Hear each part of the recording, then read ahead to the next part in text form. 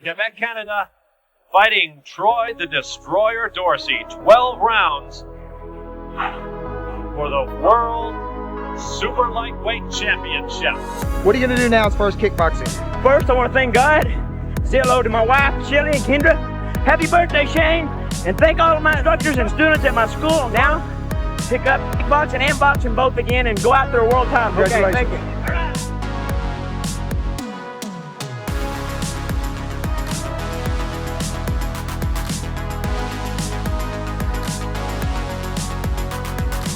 The winner and still Hurricane World Super Lightweight Champion of the world, Troy the Destroyer Dorsey!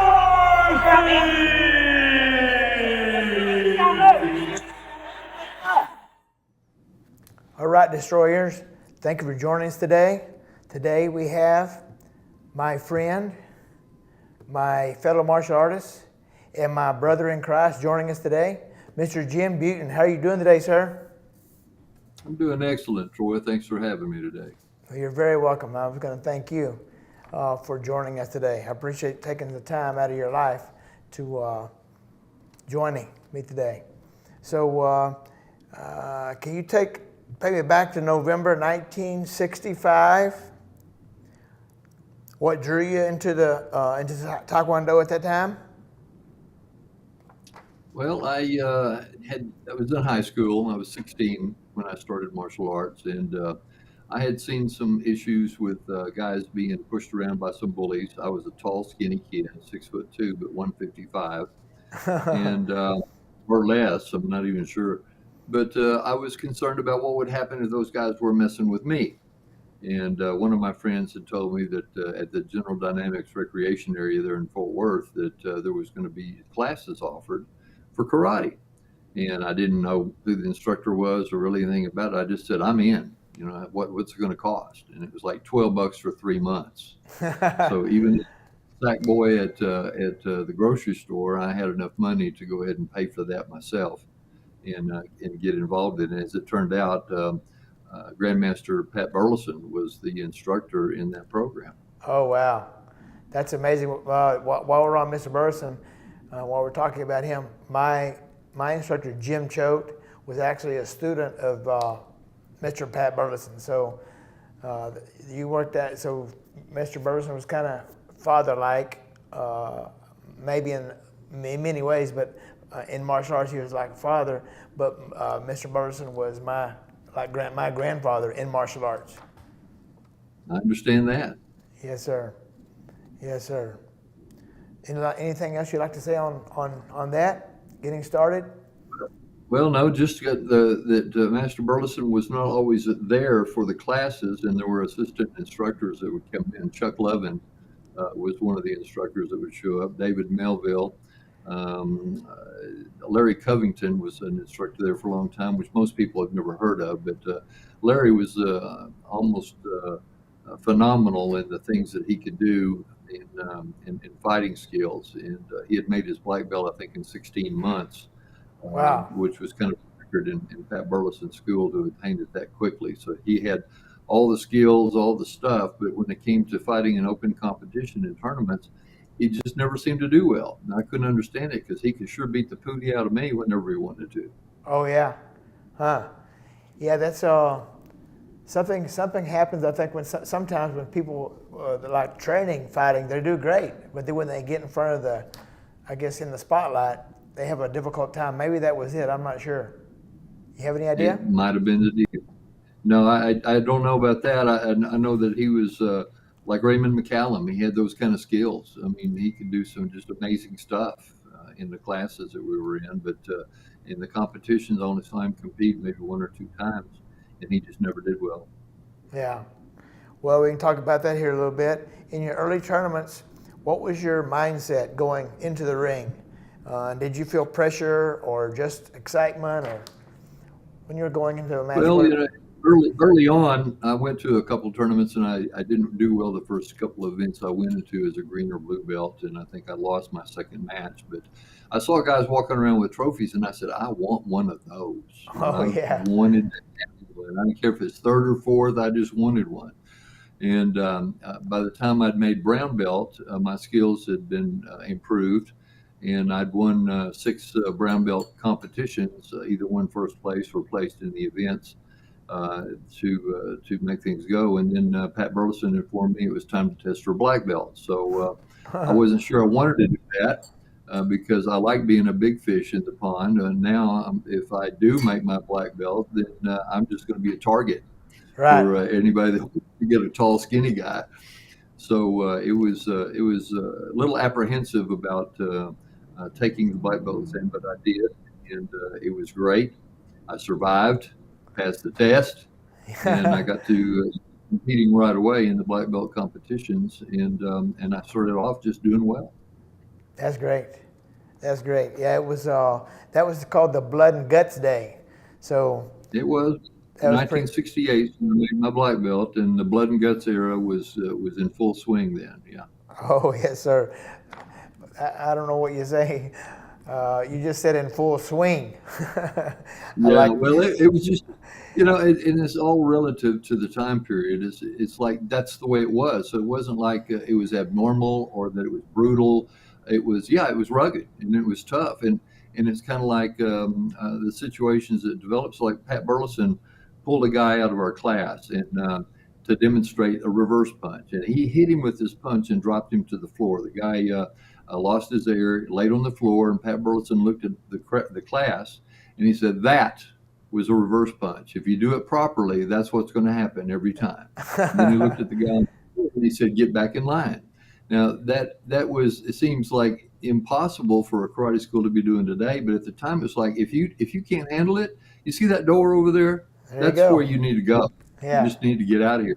So it was just that macho attitude that permeated martial arts, at least in the Fort Worth, Dallas area at that time. Yes, sir.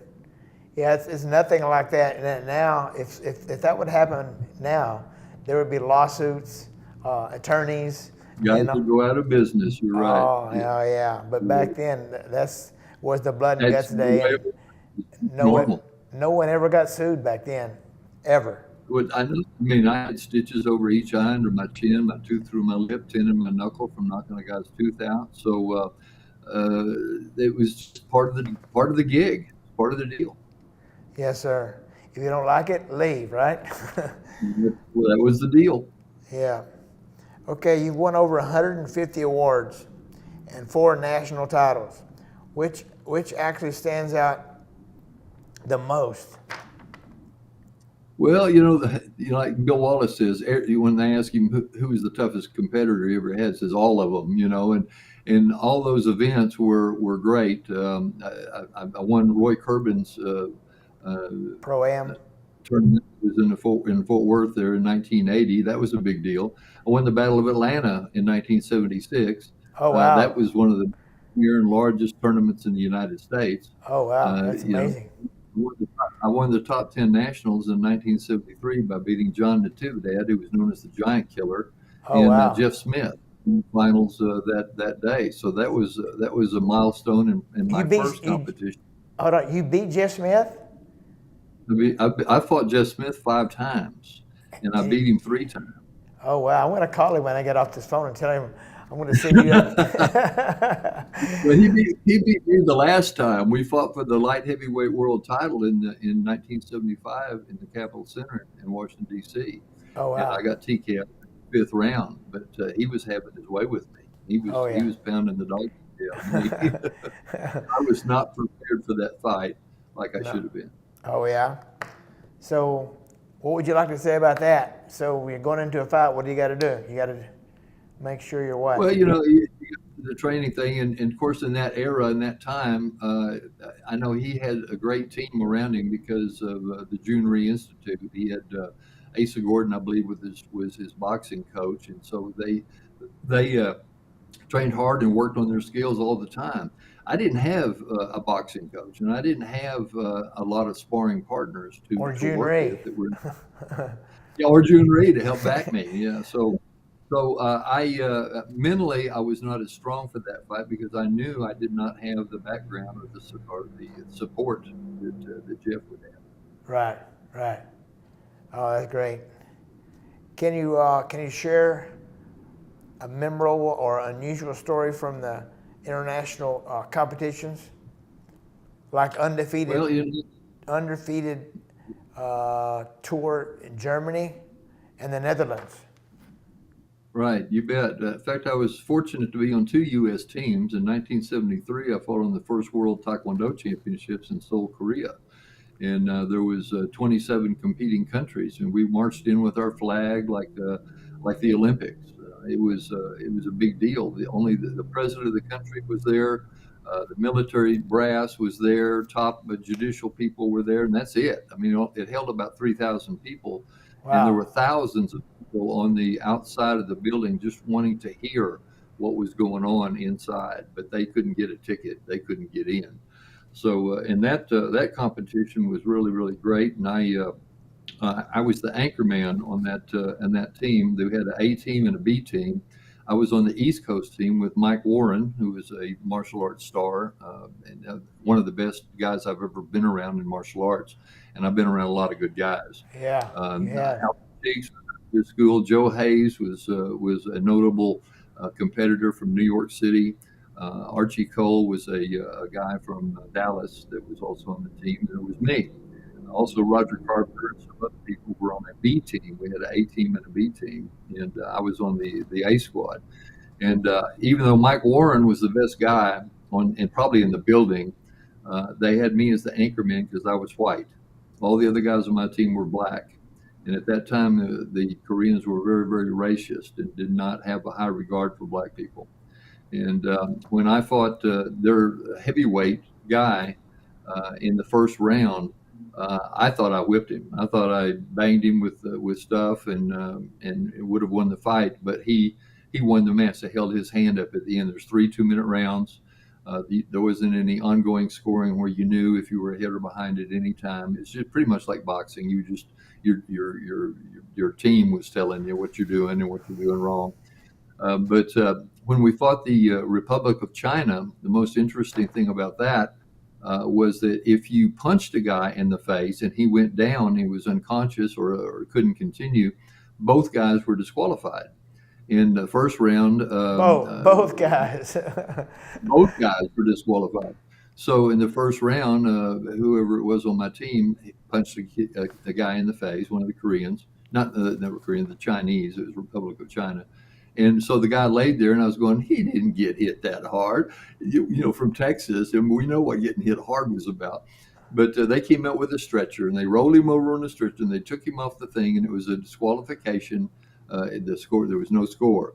So the next guy, Mike Warren, I believe, he grazed a punch off the guy's head, and he went down like he was dropped out of a plane. And they brought the stretcher out, and they took him away. So they did that for the next 2 guys as well. All 4 of my guys that were fighting got disqualified. It was double disqualification, but they got beat, and it was left up to me. And so my Korean coaches, they were just saying over and over, punch face, punch, punch, you kick. So but I understand. I know what's going on here. So I hit the Chinese guy with a good turning back kick and knocked him back, and I hit him with a lot of punches and stuff to the body. And we had body protectors on, so it was really hard to really hurt somebody. But you were trying to. You're trying to hurt them if you could. And in the third round, my judges said, "You winning, punch face." And I go, I got this thing. And the Chinese guy jumped up and punched me right in the face and knocked me down. And I'm kind of sitting on the floor and I'm rubbing my jaw and I'm saying, okay, we can do this, but I knew that if I punched him in the head, he would be dead. He would just play like he was a limp noodle, and it would be with double disqualification. Yeah, you lose. You lose and he loses. Yeah. Wow. Totally. But in that case, I just went ahead and banged him with kicks, and I won the fight, and we were able to advance from the losers bracket to fight Korea in the final day. Oh, wow. That's an amazing story. Well, I want to back up just a little bit. I should have been at the very beginning, but how did we meet? Do you remember where or when? And Troy, well, there's a lot of, it had to be events, just tournaments that we went to that we both attended, and you were doing well, right away, and so I would sit around and I would kind of watch the guys that were out there and see what kind of skills they had and what was going on, and you were always impressive. You and your brother Brian, I think both of you guys were always attracted my attention. Yeah. Okay. Okay. Well, thank you. Thank you very much. Okay. So, running a martial arts school for 47 years in the small, is a small feat? It's not a small feat. It's not a small feat. No. What's your secret to staying both successful and passionate for so long?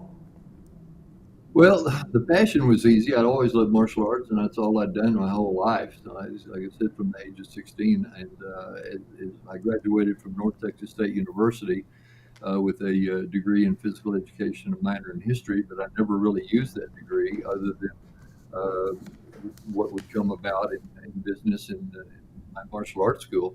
I'd always refer to my master instructor, Pat Burleson, whenever there was any new ideas or things about marketing that I could glean from him, I would.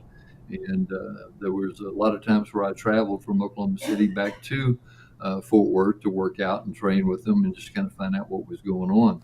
So a lot of it was I was on my own island up here in Oklahoma City, and Yeah. there was 4 schools that I operated with under Mike Anderson, who had developed and organized Professional Karate Magazine, and then also the PKA. And so I ran the schools, and we had discount financing where we sold our memberships, and I ended up developing my own collection company to help us with that business process. So just always keeping your ear open for things that other people were doing that were successful. But I didn't have a business degree, so most of the stuff I did. I tell people that I graduated from MSU, make stuff up, and so that's what I ended up doing most of the time when it came to running my business. But I was always motivated and excited about training, working out, and teaching people. And there's a real joy that you get from working with kids and to help with attitude, responsibility, and discipline. If we don't offer it, who's going to? Yes, So sir. it's an important thing for us to be out in the middle of that, and I accepted that responsibility. Oh, that's great. That's great. Now, back then, I think there were more adults in martial arts than there were now. Correct? Would you say- Exactly. You know, when I Yeah. started, there were no children, there were no kids in No. our classes. So, like I said, at 16, I'd be the youngest guy out there, and there wasn't cutting any slack for me or anybody that's 17 or in their teens at all. Right. But there were no classes, and there were no women in the classes until there was a point where Phyllis Evans was in my class, and a lot of times when the other instructors couldn't be there, the Larry Covingtons, Chuck Levins, the Pat Burlesons, I would have to run the class. And I Yeah. taught, I don't know how many classes with Phyllis Evans in it, and the attitude then was like, what's this girl doing in here? How are we going to get her out of here? And Yeah. so the guys were not helpful with her whenever they sparred with her. They were fighting her like they were like she was a guy, and it's the same thing held for her as it did anybody else. The door is over there; it's too much for you. But Right. she kept coming back, and Yeah. that was a great attribute for her. That reminds me of another woman, Joy Tuberville. Did you ever meet her? I didn't know Joy during that period, but I knew of her. I'd heard Okay. of her, and I talked to people about her, and they told me some stories at that time about her, that she was rugged and she gave no quarter. She was out there in the middle of it. But I never. And if I met her, it's kind of like meeting a lot of black belts through that period. You shake Right. their hand, you talk to them for a minute, and then you go away and you fight somebody, and then you go home. So there's Right. a lot of people that I've met that I know, but I don't really know them like a friend. Right. Right. All right. Great. Well, if you could give someone a piece of advice to young martial artists today, what would it be? Don't quit. I mean, things get hard, but your best, like what I teach in my classes, your best weapon is your brain. So if you've got that sucker turned on and you're paying attention, you can learn and be innovative and maybe do things that other people aren't thinking about or doing. And I developed a lot of things from Takiko Mikami from New Orleans, did a seminar and for Pat Burleson back in the 70s. And I learned so much about foot sweeps and leg sweeps. And I don't mean just kicking a guy's leg. I mean technically hooking the knee and pulling a guy off balance so that you can punch him in the head or the back or the ribs into the solar plexus or wherever you got to target. And so that was something that wasn't being done by anybody else in our area. And I looked at that and I said, golly, I don't know if anybody else is going to pick up on this, but I'm going to work it because this is exciting. And Right. so trying to do something that the other guys aren't doing. I was tall and I had reach, but I wasn't faster than anybody, and I didn't hit harder than anybody. In fact, because I was tall at 155, they made me fight heavyweight most of the time. They'd say, we've only got 4 or 5 heavyweights over here, and there's like 15 lightweights. Get that tall guy over there. Bring him over here to the heavyweight. And they'd drag me over there. And I'd go, wait a minute, I'm not a heavyweight. These guys are 220 and bigger, and if I'm going to trade punches with them, I'm going to go down.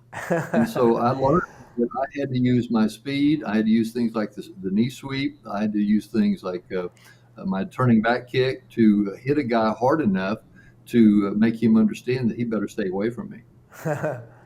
Yes. Yeah, you gotta. That's what you have to do. Whatever you got to do to win a fight like that. That's right. So, yes, sir. So looking back at your journey from 16 years old, that's when you started from a 16-year-old white belt, right? That's right. To a 10th degree black belt. What would one thing you're most proud of? So I know you're not a bragging guy. So, but I want you to say what you like it wasn't you. If you were you watching you back then, go ahead. It's not bragging. Well, I would say, yeah, I understand it. I would say there's probably 2 things. I mentioned winning the top 10 nationals in '73, where I fought John Natividad and Jeff Smith in the finals and beat both of them, and it was probably my greatest day as a pro because I handled those guys. Yeah. And I think, in fact, Jeff Smith showed me a rear leg foot sweep that he said, when a guy's trying to back up, you hit his back foot. And when he goes down, you can punch him in the face. I said, really? So I worked on it a little bit, and John Natividad slid up and hit me right in the face with a round kick. I didn't ever even saw it coming. So we bowed it, and then I went after him with that sweep, and I'd take his feet out from under him, I'd bang his head in the ground. Everybody's cheering like, oh, this is going to be a fight. It was something. Then the other deal was being on the Dream Team, or selected for the Dream Team, which involved Joe Louis, Bill Wallace, Jeff Smith, Howard Jackson, and myself. There was 5 of us that fought in Europe. Oh, wow. And we were undefeated in 6 contests there. In fact, when we fought the Germans in the Deutschlandhalle, which was run by George Bruckner, it was really the biggest karate sports event in Europe at that time. We beat those guys 24-0. And Howard Jackson won his match 4-0, and all the rest of us won our matches 5-0. And so Howard got ribbed the rest of the trip because he didn't get 5 points. So that was a pretty exciting time too. We had a lot of fun. Oh, it sounds like it. What one fight or match you wish you could have relived? Well, I mentioned about fighting Jeff Smith for the light heavyweight title. That's probably my only regret in competition is that I was not as prepared for that bout as I should have been, and so that kind of sticks in your craw. The other things, the matches. I fought Bill Wallace twice, and each time I thought I was going to beat him, and each time I lost 1-0 in overtime. So that was a disappointment.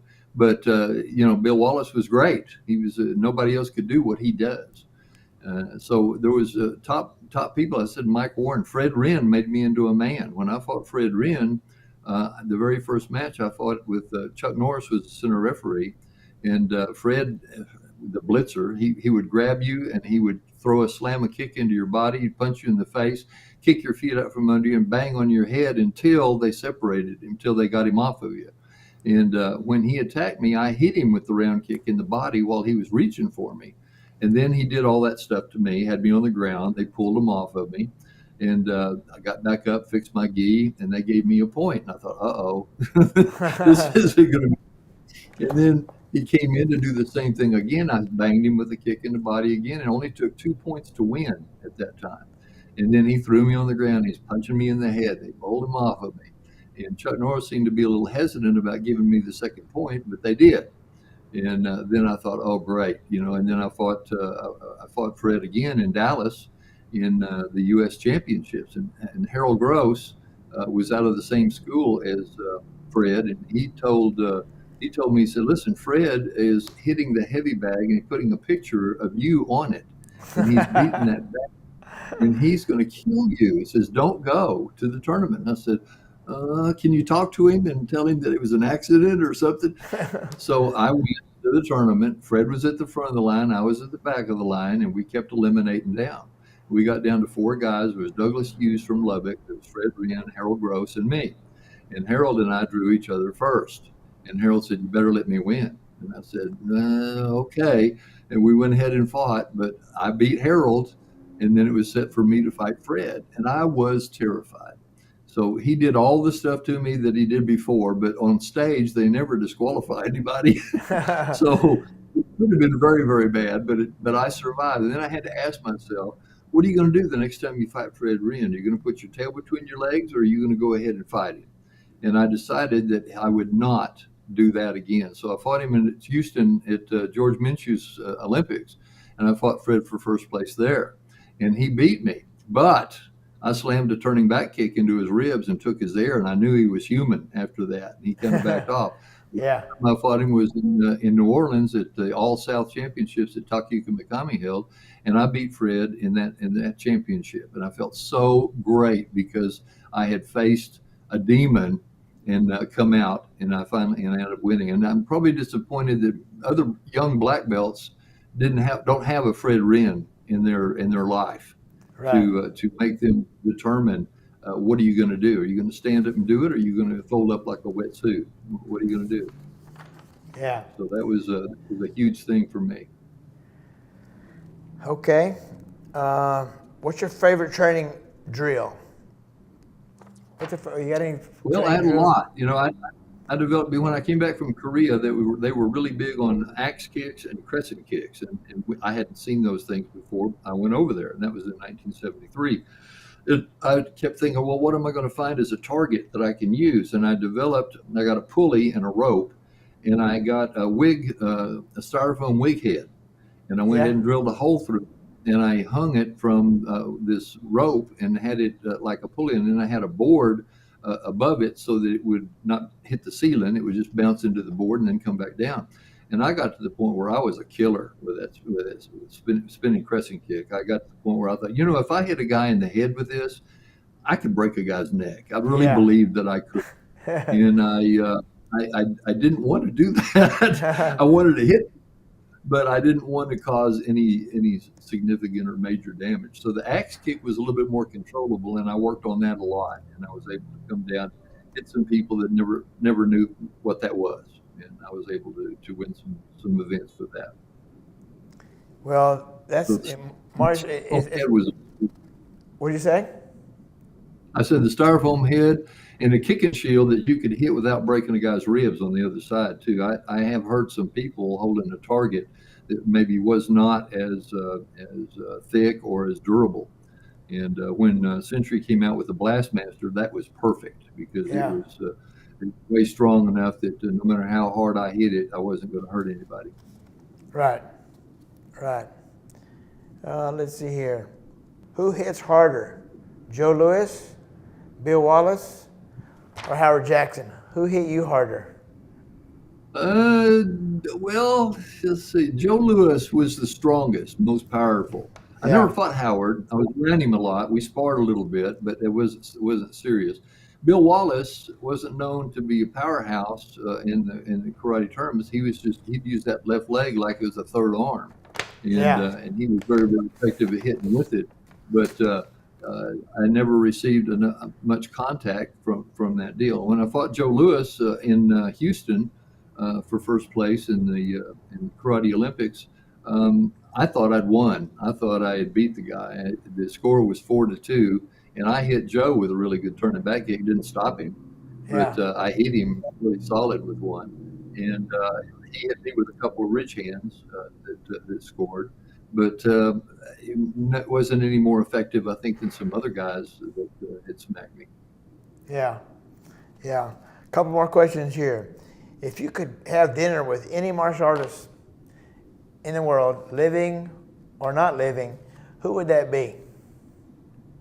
I think Bruce Lee was a fascinating guy, and he was around when I was in there just starting out and stuff. He's in California, and I was a poor Texas boy. I couldn't just load up and go to California and look for Bruce Lee, so there wasn't any opportunities for me to train with him or be around him or learn from him.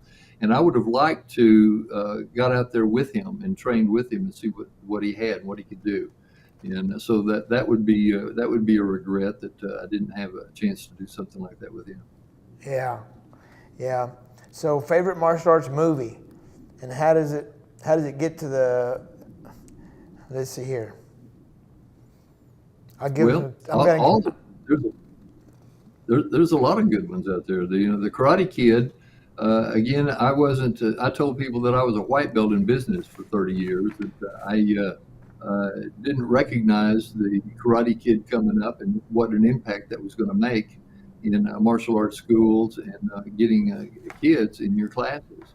And I wasn't prepared for it. And I wish that I had been a little smarter and a little bit more effective. I think I could have made a lot of money in our schools here if I would have targeted the Karate Kid movies to do demos at the theaters and to offer memberships and things that we know we should do now Right. that just were not. So the Karate Kid had to be hot. John Claude Van Damme was a pretty good martial artist, but he figured out what it took to get into the movies, and he made it happen. And Bloodsport was a great show to be watching. I enjoyed that movie. And Steven Seagal, even though he seems to be kind of a jerk, that he brought a new avenue to martial arts movies by using his Aikido and using things around him. You knew that if he was in a room with a fish tank, the bad guy is going to go into that fish tank. Or if there was a windowsill that was close, somebody's face is going to get banged off that windowsill. So there was things that I appreciated that he did in those movies that I thought that was great. That was some good usage of the things around him to be effective. So there were a lot of good movies out there. And Chuck Norris's shows, I enjoyed all of them. Oh yeah. Chuck's been a friend for a long time, and I had a chance to be in Missing in Action. He had told me that if I would get down there to Mexico where they were shooting it, I might get a shot at it being in the movie. And I figure I'd just been like a bad guy in a Jeep that got blown out of it. I don't think I would have had anything more significant than that. It would have been fun to do that. Yeah, I was just thinking while you were talking about those other actors, I was just thinking Chuck Norris has done so much for martial arts. He's done so much for it, and I'm sure you agree with that. Oh yes, yes indeed. Yeah, Yes, and Mike Stone. I mean, there's so many guys, so many icons, and that's where the WMARA is so important. The World Martial Arts Ranking Association is a brainchild of my instructor, Pat Burleson. And when he died, he wanted me to be the one to take over that organization for higher rank attributes and just to organize and try to make it more successful than it was. And what he was smart in doing was developing these icons to endorse the WMARA whenever a testing certificate or any type of award was given. These men would endorse the fact that it was given by the WMRA like it was them. And a lot of these guys are dead. I'm just going to tell you who they were. Jun Rhee out of Washington, D.C., Joe Lewis, Lam Gye, which was a Burma instructor and black belt that had been here since the 60s. Bill Wallace is on that list. Bob Wall. There's Alan Steen. Pat Burleson, obviously, Jim Harrison, who's deceased, Robert Trias, Steve Armstrong, Gene LaBelle, Mike Stone, all these guys are on our diplomas. And since there's so many organizations that are giving black belts away like candy when it comes to 10th degrees, that's not us. We don't do that. You know, these people that have endorsed it and putting their name on these diplomas need or deserve better than that. So there is a physical exam for every level. We're talking about higher rank guys, and there's an order that has to be accomplished. Somebody has to submit an application. We do a background check on them, and they have to get the testing requirement sheet and decide what they're going to do on it. There's choices that they can make depending on the belt level that they're going for, the higher rank that they're doing, and there is a fee for it. And so it's something that is more prestigious. I don't know of another organization that does what we do and would be as prestigious as what we offer. That's available. That's at WMARAlegends.com is where someone can go to find our website and learn all about it and submit an application if they're interested in testing, or just join and help us. In fact, we're planning on doing a fundraiser for the WMARA at the Pat Burleson Dojo in Azle with Annie Burleson, and we're going to be doing that, looks like November 15th. It's going to be a big deal. Okay. Okay, sir. Well, thank you so much for joining me today. It's not over unless you're unless you have. If you'd like to add something on, you can do that. Something you want to say about. My personal website is beyondthefighting.com, and if you go there, you'll end up finding out about all my products. I do have 2 videos. I have 4 books that I've written. Karate Stories has been a real popular book that we've been selling since 2013. I do Stop Bullying with the Martial Arts, and as you know, bullying is a national problem, and this addresses it, and it's the solution for bullying, in my opinion. I also wrote a book on Beyond the Fighting is the name of it, and it's a business book for people that are running a karate school that want to know about different avenues that they could accomplish or do to enhance their business and make it better. And then my Techniques and Strategies book is designed for competitors. Tournaments are not what they once were, but still the idea is to control your opponent so that you can win. And this book gives the techniques and the strategies and things that I use to be successful in martial arts from the blood and guts days all the way into the 90s. So I think any of those will have something for people to offer. I'm finishing my 5th book, which is going to be Self-Defense Made Easy for Everyone. I teach a self-defense class for older people at a facility that works for people 55 and older. And so they're always asking me, where can I get a book or a video that shows me this stuff that we're doing? And I go, there isn't one. So I wrote one to go ahead and give them positions and situations that they can learn from and practice with, and it should enhance them and make them safer. And where could they get that book? Not real quick, real slow. Where can they get the book? Yeah, okay. Beyondthefighting.com. There we go. Yeah. All right. Well, thank you so much, sir, for joining us today. I really appreciate you making time and taking time for me. I didn't give you much notice at all, and this was great. Thank you so much for joining me. Well, thank you for having me, Troy. You're my favorite fighter, buddy. So you just keep doing what you do and win your school and stay healthy. Thank you so much. God bless you.